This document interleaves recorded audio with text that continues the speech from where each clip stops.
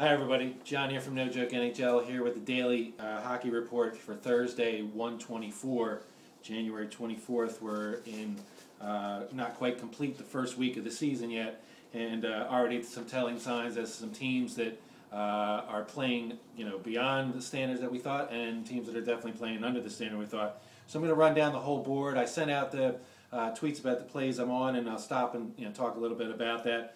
But there's a lot of teams, again, in bad spots scheduling-wise, and so we're looking to take advantage of those. So first up on the schedule, we have New York Islanders at the Toronto Maple Leafs. The Maple Leafs slight favorite. They were like 120 last night. They're 115 and minus 105 today. The comeback on the Islanders, minus 105.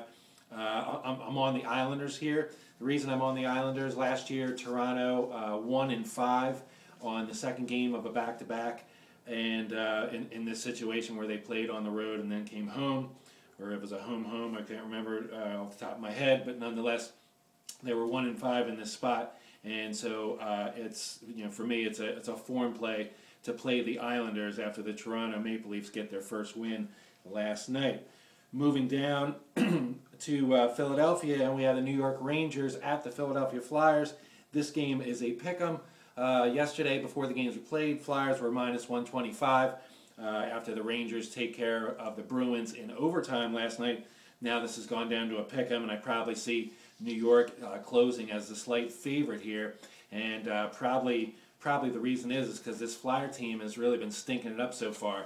The Rangers just coming off their first win, and of course the Flyers don't have a win yet, but nonetheless, the level of competition for the Rangers and Flyers has been a lot different. Rangers have faced two games with Boston and one against the Pittsburgh Penguins. Of course, Flyers faced the Penguins as well on opening day, but then they faced Buffalo and New Jersey, and really listless effort in New Jersey for a division game and everything else the other night. So definitely not ready to put money down on Philadelphia. They took my money the other night, and after a horrible effort like that, maybe my Ranger play on the puck line is a little vengeful, but nonetheless, this Flyers team really has to show me something first. So at the Rangers at pick'em, and like I said, a juicy plus 260 that I got on the puck line, then that's the angle I'm going to take in this game.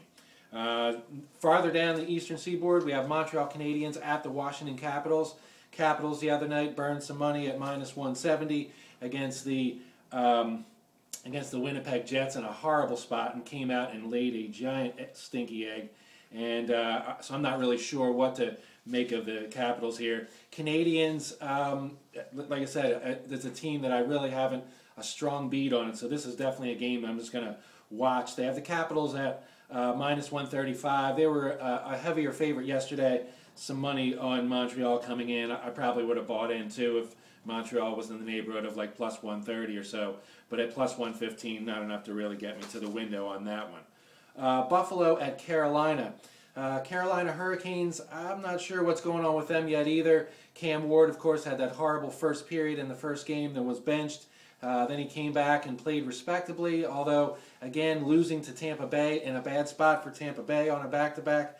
So this Carolina Hurricane team, although they made some decent acquisitions free agent-wise, haven't really shown that they're able to gel, and it kind of fits the model that, with no camp and no preseason, that these teams that, have all kind of new players or new coaches, aka the Capitals, they may not be grooving quite ready yet. So hopefully they can, if they have playoff hopes, hopefully they can get it together before it gets too late, but nonetheless they aren't showing me anything yet. Buffalo, however, with two spirited efforts, beating the Flyers and then beating the Toronto Maple Leafs, and so I'm gonna ride the Sabres here.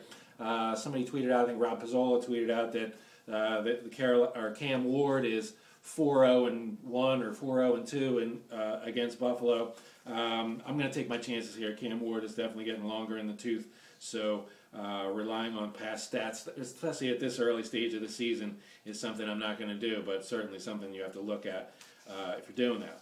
Next game, Ottawa Senators at the Florida Panthers, and I'm on the Ottawa Senators here. I think the Senators are way more talented than Florida. Florida is a decent squad. They, obviously made the playoffs last year, but this year, after that outburst against Cam Ward in the first period, really have not been able to put together any offense at all. And here they're going to be facing a team that has one of the top defensemen in the league in Carlson. And so I'm gonna take the Ottawa Senators here at a juicy plus 240. This game was also a pick'em yesterday, and then so the money's been coming in on Ottawa, and I certainly see why that's doing that.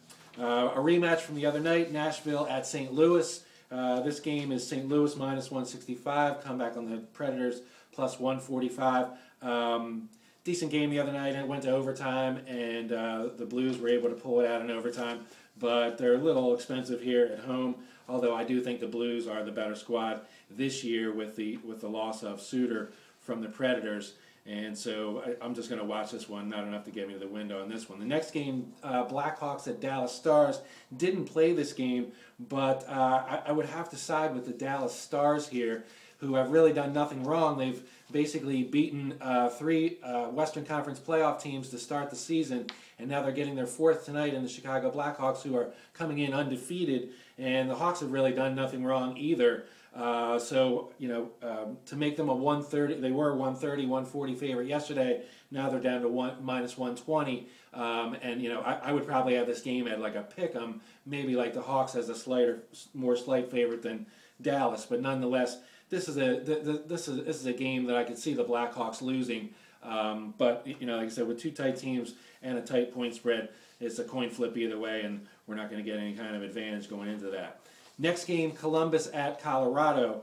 I am on this game, Colorado Avalanche on the puck line. This is kind of the lower level of return that I would take on a puck line, plus 175. But the Columbus Blue Jackets last year in the road back-to-back situation were 1-4, 1-5, and the over went 4-1. Hence the play on over 5.5 plus 105, or plus 110 if you take it on reduced juice. So those are the two plays I'm on from that game. I do look for some decent things from Columbus. They are going to be starting Bobrovsky. They gave Mason the start last night. He got shelled in Phoenix. So they're going back to Bobrovsky, who has been fairly solid so far this year. But nonetheless, a back-to-back scenario with their record, plus going into altitude on top of all that to face the Colorado Avalanche. And I definitely see an Avalanche team that should take care of business here. Los Angeles Kings at the Edmonton Oilers. A game that definitely had me intrigued. A big discussion on this on Twitter yesterday. Some people are on Los Angeles. I definitely can't fault anybody for taking Los Angeles. I think you would need your head examined to take Edmonton here at this short plus 105 price. I mean, yes, they are bound to win a game at some point or another, but this Edmonton Oilers team really hasn't showed me anything so far. Dubnyk getting shelled the other night against the San Jose Sharks. And frankly, the bookmakers haven't been kind to people looking to bet their money on Edmonton either, as they've been short-priced, in my opinion, in all their matchups so far, and certainly fit that model today. So if anything, I would be on the Kings there, but like I said, I'm not laying that play. And then the final game, Phoenix Coyotes, San Jose Sharks.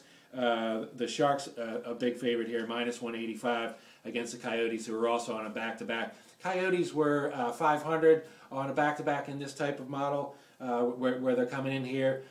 Sharks have been very good so far. Of course, that's been against lesser competition. So with that, coming with the lesser competition, you have to remain skeptical. But nonetheless, they're heavy favorites tonight. So, like I said, I'm just going to lay off and watch. So with that brings me to the end of the report. Like I said, I tweeted out my plays. I'll have this video posted on Dave Tooley's View from Vegas. I'll also send out a link on a tweet to everybody. Pass it along, tell all your friends No Joke NHL, and let's keep making money.